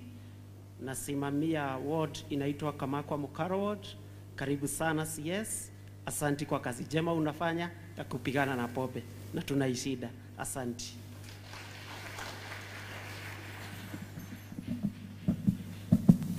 The clergy, CS Professor Kindiki, Governor, wajumbe ambao wako hapa, wa MCA wenzangu, Wakristo wa mjambo. Bwana Yesu asifiwe. Mimi naitwa Sylvester Mugao kutoka wadi ya Gatonga kule Tharaka Nithi. Nimeleta salamu za Tharaka Nithi, mmezipokea? So mimi sina mengi. Hata mimi nilisema leo acha nikuje nibarikiwe pamoja na nyinyi. Profesa, unafanya kazi mzuri. Mungu akubariki. Umetupea sifa kubwa kama watoto wa Mlima Kenya. Kwa hivyo hata mwenye atakuja baada ya William Ruto anajua kwamba watu kutoka Mlima Kenya, kwa sababu ile kazi unafanya ni wachapakazi, kwa hivyo wataendelea kutuamini. Na mimi niseme hivi, watu wa Tharaka Nithi ni marafiki zenu. Tulisimama na mzee Kenyatta senior, tukasimama na Moi Kibaki, tukasimama na Kenyatta, Kwa hivyo sisi ni marafiki zenu. Hata 07 wakati kulikuwa na maneno, Tharaka Nithi ndio ilikuja ikanyorosha maneno na mambo ikakuwa mzuri, si sawa? So tunasema tutaendelea kuwa marafiki hata ikifika wakati wetu wa kurudisha mkono. Nyinyi watu wa Nyeri najua ni wangwana, mtarudisha nini? Mungu awabariki. Asante sana Mheshimiwa, kwa heshima ya Bishop na viongozi wa kanisa, CS wetu Professor Kithure Kindiki, Governor wa Nyeri, Regional wajumbe Senator na Wakristo wa Abundant. Bwana asifiwe. Asante. Mimi naitwa Njeru Joseph. Mimi pia natoka Tharaka Nithi County, ni MCA pande hiyo. Lakini siku hizi ukiniuliza mimi ni nani, nasema mimi ni MCA pahali CS Professor Kithure Kindiki anatoka. Kwa sababu kutaja Tharaka Nithi na CS inakuwa juu. Kwa ile kazi anafanya Kenya hii. Ile kazi amefanya Kenya hii, mimi najivunia kuwa tukitoka Tharaka Nithi tunasema sisi tunatoka kwa CS Kithure Kindiki, mpigieni makofi. Ile mahubiri jana tulikuwa na Mutweri kwa function fulani, na wakati tulijua CS anakuja kanisa hapa, tukakubaliana tukuje. Ile mahubiri imefanywa na Bishop, mimi imeniguza na nimekubali. CS fanya kazi. Ananiambianga kila wakati ukipewa kazi ya kufanya, fanya sana kama utafanya tena. Na niko na hakika hakuna CS mwingine tumepata Kenya hii anafanya kazi kama Professor Kithure Kindiki. Na hiyo favor inaonekana na kila mtu kupitia hata president wetu, deputy president na hata sisi wa Kenya. Si ni ukweli? Ananiambianga ufanye kazi kama utafanya tena, kwa sababu akiwa kama kuna CS anafanya kazi, ana command from the battlefield, si kwa ofisi, ni Professor Kithure Kindiki. Si tunashukuru njine yetu sasa kama Tharaka Nithi County, sasa tuko pale. Tuko hapo sasa, si ndio? Mungu atakubariki. Hakuna adui atasimamisha mpango yako, CS. Bishop amesema. Asante sana, Mungu awabariki. Asante sana ndugu zangu kutoka Tharaka Nithi. Unajua kura Kenya huhesabiwa, kura ya Tharaka Nithi ikihesabiwa. Sasa tunajua kura imehesabiwa. CS wetu siku ya leo tuko na furaha sana kwako kuja hapa kushiriki na sisi misa ya leo. Na nimefurahi sababu Bishop, mimi nilikuwa na tashwishi kidogo. Najua hii mkeka nyekundu wiki kama hii mwaka uliopita tulitolewa na wangwana wengine mkeka nyekundu. Lakini sasa tulijua mkeka nyekundu ni ya wale watu wanashindwa. Ile tumefanya hapa ya mwisho ya kupiga magoti ndio ya wale watu wanashinda. Kwa sababu wakati kura zilitangazwa, wale ambao walikuwa na mkeka nyekundu walikunja wakaenda nyumbani. Sisi tukapiga magoti tukasema asante kwa Mungu kwa sababu alitupatia serikali. CS wetu, sisi tuko nyuma ya Rais William Ruto, tuko nyuma ya naibu wa Rais Rigathi Gachagua, tuko nyuma ya cabinet yao na tuko nyuma ya serikali, kwa sababu serikali hii ni yetu. Sio yetu tu kwa kupiga kura, lakini ni yetu kwa sababu tuliomba na tukaamini na Mungu akatupatia serikali. Na sisi tuseme tunashukuru kwa ile kazi unafanya katika wizara ya Interior. For the first time we have a sober CS for Interior. We were used to bravado, we were used to machismo, but now we have sanity in the Interior Ministry of this country. Na tunakushukuru sana. And the dedication that you are performing your duties, the determination and diligence is widely admired by all of us. And you should know in us, you have support us in every rank, and we shall continue to preach the manifesto of the Kenya Kwanza government, because we believe that better days are ahead of our people. Mimi nasikia watu ile aibu Bishop alikuwa ananena kuhusu hapa. Wanasema ati sijui sauti yako sio kubwa. Nani aliambia watu kazi inafanywa na sauti? Mimi hata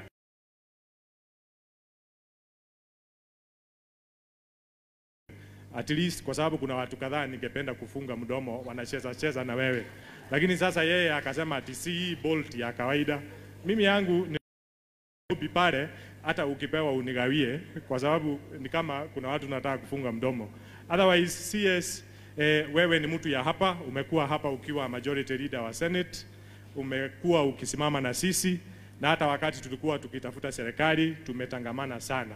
Tukuambie uendelee hivyo hivyo, tutakuunga mkono wewe, na tunashukuru vile kazi inafanyika hapa ya kupigana na dawa za kulevya na pombe. Ingawa kuna mahali kwingine hatutaki kusema hapa kwa kanisa, tukipata mkutano private tutakwambia wale ambao wanataka kulegeza kamba. But I can tell you from here, yule OCS tuko naye hapa, yule chief tuko naye hapa, na assistant chief wa area hii wanapambana na hayo maneno vizuri, and we are very grateful. Ya mwisho tunakuomba kama CS wetu wa interior, hapa ile shida tuko nayo sana haswa, hata kama hiyo ya pombe iko, hayo madawa ya kulevya yanaletwa kutoka Nairobi, na ni vizuri wale ambao wanafanya uchunguzi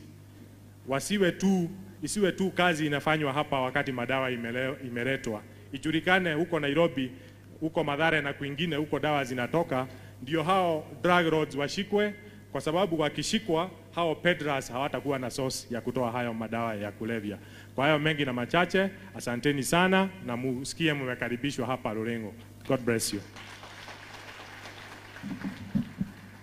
Asante sana Deputy Speaker.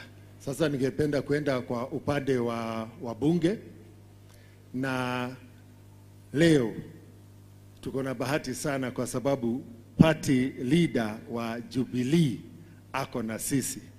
So Mheshimiwa Sabina Shege, tafadhali njoo.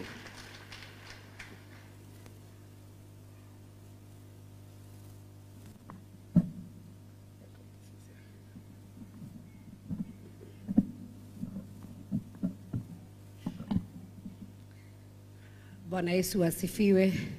God is good and all the time. To our host bishop, to our CS Kindiki, our governor, and your county leadership, na pia provincial administration, my colleagues who are in parliament and others in the county assembly, na Wakristo wote. Yangu yatakuwa machache sana. Kwanza nataka sisi wote tumpongeze bishop kwa neno ambalo wametunenea siku ya leo. Tumpigie makofi mazuri. Nimekuja kanisa hii siku ingine. I was here another time when we came for the wedding ya msichana wetu. Na tukakubaliana na bishop na mama siku moja nitafika, nitarudi tena. Alafu tukapanga na governor tutakuja Harambee, tena kukakuwa Sunday kulikuwa na pale tulienda State Lodge. Na leo bishop unisamehe juu nimechelewa kidogo kwa sababu pia tulikuwa na harambee ingine na SG wa kanisa ya PCA kule Githunguri. Kwa hivyo niliamka mapema, nikachukua jamii yangu, tukaenda kwanza Githunguri na tukarudi, na leo nimesimamua kuja, niko na msichana wangu wa pili. Huyo ni second born, kujeni hapa na kijana ambao amenileta kwa kanisa siku ya leo. Kwa sababu bishop na familia yake ni marafiki wetu sana, na leo nitafanya confession CS. Wakati tuliingia kwa siasa, mimi nilingangana nikasema nipeleke mzee kwa mlima. Na wakati kilikuwa kinaumana, bishop alikuwa ananiombea sana. Na siku moja bishop, niseme ama nisiseme yote? Niseme. Akaniambia vile anaona kunaenda hatutashinda. No akijira we ndukorira no mutikuhotana. Ngimura bishop ni woga na mara nyingi alikuwa ananiambia wewe kuja rudi hii side, lakini kwa sababu tulianza hii maneno ya siasa na our CS 2013, tukakaa tukaitwa Sky Team, tukaenda 2017, shetani akaingilia hapo katikati. Tulikuwa njia moja bila waditoroka, wakaenda UDA.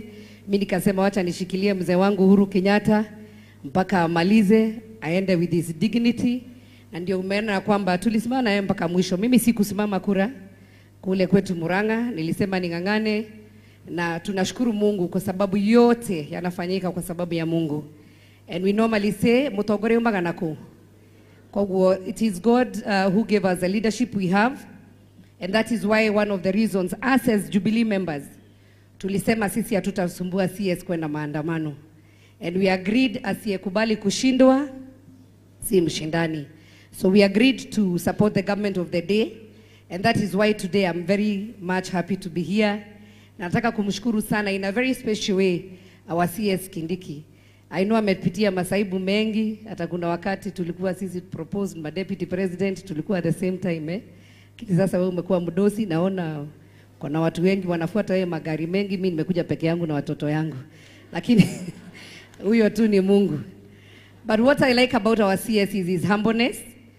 Hata vile aliniambia nakuja hapa, nikamwambia pia Bishop ni rafiki yangu. And I want to assure you CS that you'll go very far. I am happy to see you with your MCAs, wamekuja na wewe, because that is the mentorship we want in leadership. And you all know that we were left a very huge gap, especially in the mountain, because of people not wanting to mentor others. So continue embracing us. Leo Bishop, nimesema nimeokoka mara ya pili na kwanga nimeokoka, but your word was timely. Kwa sababu najua mashetani ni wengi. Na haswa wale tuko kwa siasa, unaamkanga asubuhi unapata umetukanwa kwa social media, ujui rudi kulala ama uamuke. But today, I want to declare on this altar that devil, you should be silent in the name of Jesus. Wale wametutukana, tunatukanangwa maneno mingi, especially us who are women.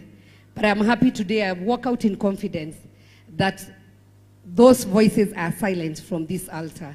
Mungu awabariki sana. Na tutaendelea kuombea nchi ya Kenya. Huyu anaweza wasalimia dakika moja kwa sababu alikuja. Aseme tu jina, you just say hi. Hi. How are you? Praise God. My name is Eli and I'm 8 years old.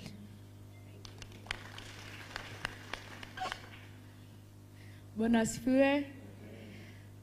Jina langu ni Opa. I am part of this lovely family. Shukuru Mungu. Amen. Thank you very much and God bless you. Thank you DMM. Tunakuombea. Watu ukinyenyekea watakurudisha. We like what you're doing. Thank you for taking up. He's now our chair of Coffee Caucus in the National Assembly and he's doing a good job. So mumuombee sana. Na we know you'll also go very far. With your height, wewe unaona hata mbali kuliko sisi.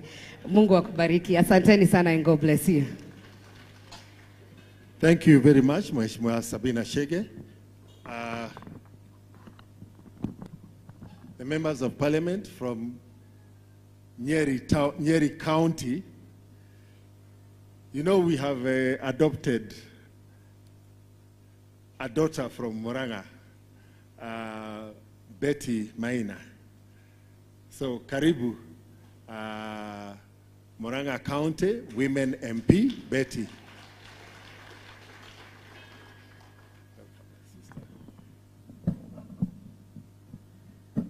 Asanti sana. Lakini hiyo adoption si ya kuhurumiwa, ni ya kuolewa, na watu wa Murang'a wamesaidia watu wa Nyeri sana. So Bishop Wanjohi and our CS Kithure Kindiki, the sitting governor for Nyeri County, the next governor for Nyeri County, waheshimiwa wote na washirika wote, Bwana Yesu wasifiwe. Mwathani agocwo rĩngĩ. Cia Nyeri nĩ njaragia hanini tondũ ngĩrĩ wa Nyeri kũhika, no wa Murang'a gũciarwo, na andũ a Nyeri njuge mũrĩ andũ mwĩ sawa. Ona mũthuri wanyu sawa. So Bishop, asante sana because of your great word. We are blessed. Na umeniombea pale na mzee na nimefurahia sana. I know marriages have very many devils that come to attack. But jumeniombea itaendelea kuwa vizuri venye imekuwa mzuri. Thank you for giving us this great opportunity to invest in the Lord's vineyard. We don't take it for granted, and even thank you so much for giving us this platform to use it to pass our message to the people. Asante sana Bishop. Waziri, mimi leo nataka kukuhubiria neno la Mungu. Najua umeshika ya Bishop, lakini juu ya agenda, wacha niongeze tu kidogo juu mimi ni mama. the children of Israelites had a very difficult time when they were dealing with Pharaoh in Egypt. God needed to take them to the promised land. But from Egypt to the promised land, they encountered very many challenges. Waziri, mimi na kujua ukiwa leader of majority. Sijui kuliendelea nini, tena ukakuwa deputy speaker. Na mimi nakumbuka ukiwa deputy speaker kuna wakati sikuwa na pesa ya kulipa nyumba, juu sikuwa na kamshahara na sikuwa na kazi. I will always say thank you. Ulinipea 20,000 na ilikuwa in the denomination ya 200. Wale uliniokoa. Pigieni waziri makofi. And as I give that testimony, ukiniona hapa kama mheshimiwa wa Murang'a, tumetoka very humble beginnings. Hata sisi kuna wakati hatungeweza kulipa nyumba. So even new mahali yuko, just know God can raise you from there to the next level. Waziri ukakaa ukiwa deputy speaker, mimi Mungu alikuwa ameniinua, nilikuwa director wa maji, kukakaa kidogo nikasikia bado unazama. Mimi nimekuwa marafiki wako tukiwa nao vijana wenye wameketi nyuma yako. As I was telling you, when the children of Israelites departed from Egypt, they encountered very many problems. Kwa safari kuna mahali walifika wakapata Red Sea. Na kuangalia nyuma, jeshi yote ya Farao ilikuwa nyuma. Because the Lord is faithful, akawafungulia na wakaweza kupita. Wakati wale wa Farao walikuja kuingia, wakazama wote kwa maji. Sasa hapo ndipo wewe ulizama. Sasa hapo wewe ndio Mungu alikuokoa. Even after crossing over to the Red Sea, after even Miriam praised God, na usiuliza ninahubiri kwa nini, mimi ni bibi ya mtu alikuwa na tafsiri kanisani, lazima niendelee kuhubiri ili anapata neno ya kutafsiri. So even after they got to the next level, walipata mashida. Even after they celebrated, walipata mashida. They found themselves in the wilderness, in a place called Mara. Hakukuwa na maji, maji ilikuwa kali na kulikuwa na mashida sana. But eventually, God gave them a breakthrough. I want to encourage you, Waziri, the Minister for Interior. Even after breakthrough, there are challenges. Sai wewe ni waziri, you will still continue encountering challenges. God will always give you a journey and a destiny, but he'll never guarantee you the journey. Kukiwa na mashida mingi, waziri unavumilia. Mambo ya shakahola ikikuja, wewe pambana nayo, najua hiyo kazi si rahisi. And I can assure you that God will take you from one level to the other. And as I told you in Murang'a, ukienda the next level, usinisahau. Unakumbuka beti yako sawa. Na ukienda the next level, hata huyu senator wetu wa Matinga, Mungu atakuwa amempeleka the next level. Adwanyire mukanyitira wa Matinga. Tugire ndorome gucoka na thutha, tigwa yagurire ne kurutereria ki.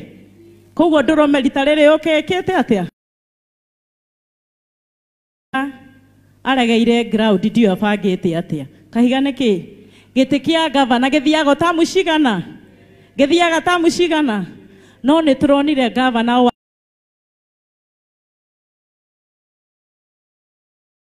chipukizi, hata hiyo senator wa Nyeri, Mungu anaweza kusaidia na unaweza kuwa senator wa Nyeri. Ndĩmũhoe na gĩtĩo, mũthiĩ na mbere na kũnyitĩra DMM na kũmũhoera na mũreke agathurwo tamu ingĩ nĩgetha akorwo agĩnĩte more experience na akorwo agĩnĩte more courage. Na ithuĩ tũrĩ atongoria othe, mũthiĩ na mbere na gũtũhoera na gũtũnyitĩrĩra na mũngĩkona tũgĩka ũrĩa gũtagĩrĩire, because we are leaders and we are your leaders. When you see us not doing the right thing, pray for us. Tell the Lord to increase in our wisdom and knowledge, tondũ kwa ihinda rĩrĩ na ithuĩ atongoria anyu. Na tondũ wa mũhaka nĩ akĩragĩrio, wa mũhaka haha nĩ wa mũmbi mũthuri wakwa. Mũkaroraga mũthuri wakwa na ritho rĩa tha, mũkamũhoyagĩra nĩgetha thiĩ na mbere kĩbarũa, ciana ciakwa cikonaga kamutu. Mungu abariki sana watu wa Nyeri, aendelee kuinua, ainue CS Kithure, ainue gavana wa Matinga na ainue senator Mutahi Kahiga. Asante sana Betty. Lakini umeanza kutupanga mapema. Aya, mbunge jirani, mbunge wa Odhaya, Bwana Wainaina, karibu.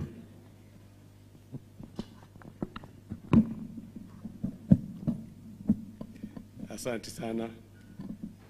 Bishop rafiki yangu, our CS Professor Kindiki, His Excellency our Governor Mutai Kahiga, our RC, our County Commissioner, na wabunge na Senator wetu wa Nyeri, Super Senator, wajumbe wenzangu na kanisa yote.